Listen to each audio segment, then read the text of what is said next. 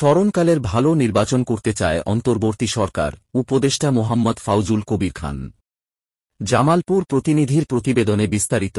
বিদ্যুৎ, জ্বালানি ও খনিজ সম্পদ মন্ত্রণালয়, সড়ক পরিবহন ও সেতু মন্ত্রণালয় এবং রেলপথ মন্ত্রণালয়ের উপদেষ্টা মোহাম্মদ ফাউজুল কবির খান বলেছেন, স্মরণকালের ভালো নির্বাচন করতে চায় অন্তর্বর্তী সরকার, যে নির্বাচনে সবাই শান্তিপূর্ণভাবে ভোট দিতে পারবে।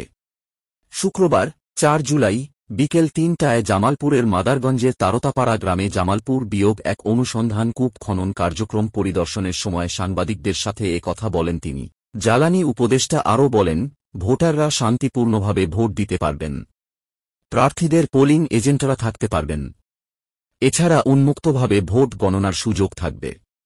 আপনারা যাকে খুশি তাকে নির্বাচিত করুন, তবে এমন কাউকে নির্বাচিত করবেন না যিনি পালিয়ে যান। এছাড়াও দেশের সকল সরকারি ভবনের ছাদে সোলার প্রকল্প স্থাপনের কথা জানান উপদেষ্টা ফাউজুল কবির খান।